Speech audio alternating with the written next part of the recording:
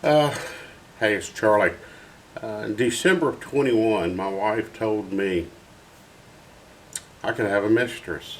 Uh, but before you get the wrong idea, meet her. Her name's Jolene. Jolene's a somewhat unique car. She's a 1972 Le Mans convertible with a GTO appearance package. It's called a T41. In 1972, the last year of this body style, you couldn't buy a convertible. So, if you convertible GTO, so if you wanted one, this is what you had to do. So, we bought it with a newly rebuilt engine that had a little rattle in the bottom end. And the gentleman who's had it has lived its whole life in Oxford, Mississippi. So the rust is limited to the quarter panels and a few other places. But the pans, the sheet metal under the car, has never had to be reworked and is in great condition. But the gentleman that had offered it to me simply said, it's a driver. And he's dead on accurate. He's been a great guy, straightforward with me, told me everything he could, sent a lot of new parts, some of which we're going to talk about here in a few minutes. But he made me an offer of, for a couple of thousand more, or $1,000. We didn't really talk about price. He said, I'll have that check out and addressed. He said, but as is, where is, this is what it is. And I bought it as is, where is. In hindsight, I wish I had done check it out version or get it addressed. Because what happened is I pulled the engine with my son's engine puller. We're kind of halvesies. Because it would only reach so far, and the front end of the car comes out about this far. I had to pull all this off and push the engine puller all the way against this radiator support to lift the engine out. Flipped it over, beat the oil pan off because the guy who built it, who's a reputable person, used an adhesive instead of the gasket that I assume Ted had supplied him, but he destroyed the gasket, I believe, in pulling it, putting it back on because he had some issues with the building the engine. So I beat the oil pan off. When I pulled it down, I found a loose part. It was part of a dipstick tube extension. Took it out, put it all back together with an aftermarket oil pan. Well, dropped it in, fired it up. Yay, we're excited, drive it a little bit, something's not quite right. And of course, the aftermarket oil pan is not exactly the same dimensions. Back there, you can see where the oil pan was sitting on the cross member. Here's where it was sitting on the drag link for the steering. So, after a few tears and sighs and depression, went to Butler Performance. They're a good supplier for Pontiac high performance parts, and bought these spacers. You can see it under that stand. And I managed to get the stands off, bolts, and the spacers in and the bolts back in, but I couldn't reach past the suspension parts to get up into these locations. That's what these little holes are for also. And put the nuts on. So, next step. Let's just rip it all off.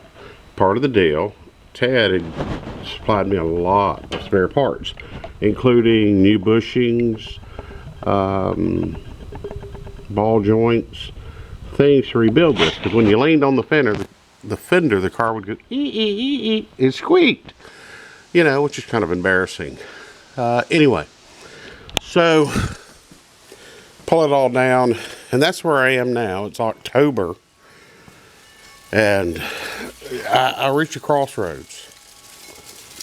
I wanted to clean things up somewhat because, she'll probably never be a show car, but because I want to drive her, but you still want to do the best you can to make it look nice.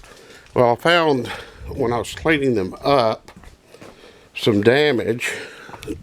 Yes, I do a lot of things in life, so I got a lot of tools and a lot of junk, which was this.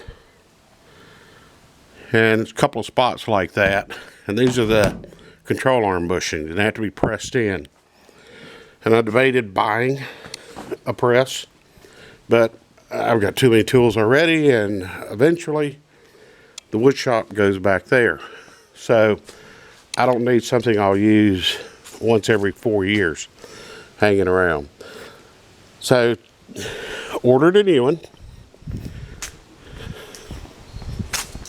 from Jags,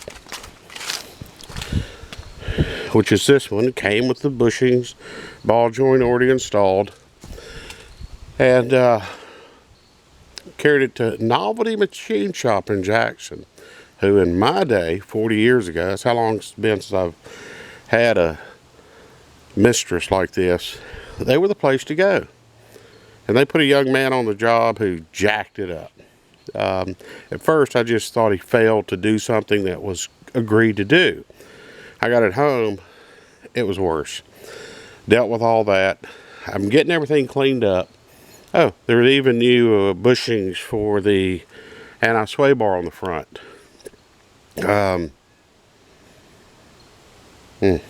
So part of the decision in buying that was, for just another $100, I can buy the tubular lower control arms, both of them, with urethane bushings and bumpers and all that. And I finally just settled, it just looks funny, and it's a driver. For only $550, I could get all 4 control arms. Yeah, no, none of this was budgeted, so that's out of the question. But, I could buy those coil-over shocks, which really improve the suspension and handling, and not use the new shocks, new shocks and springs that Ted had for the front end. No, let's just be reasonable about this.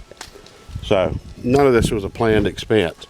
So I've sat out here with my trusty Milwaukee side grinder, cleaned them up, and you can tell by the different stages of where things are. That's got 2 coats of primer. That's got 2 coats of primer and 3 coats of black. This one has 2 coats of primer, 3 coats of black, and then 2 coats of clear coat. Funny thing about rattle can paint, you either second coat it within a couple of hours or you wait 24.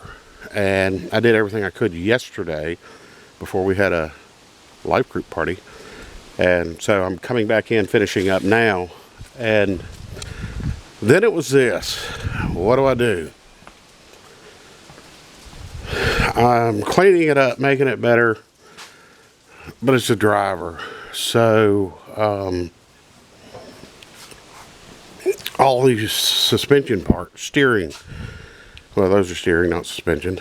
Well, no, it's a mix. Anyway, I could tear those apart and paint them, and the frame rails, and you know what? She's a driver.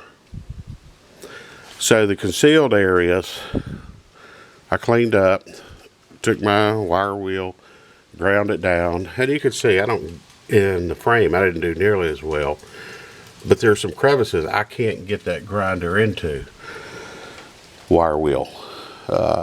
So it is what it is, but it'll look nicer overall. Yeah, that's the bag the A-frame control arm came in. So anyway, and what I reconciled myself to say was this: if I've taken it apart, like the sway bar, to put the new bushings in, and I don't have to do anything else, I'm painting it. Not even sending it off to be bead blasted and powder coated and blah blah blah. But if I have to do further disassembly, it goes on pretty much like it is. I'm probably going to clean this up a little bit, prime it, and hit it with a coat just on these knuckles. But I may not, depending on what the day goes like. So the folks who know me and have been asking about Jolene,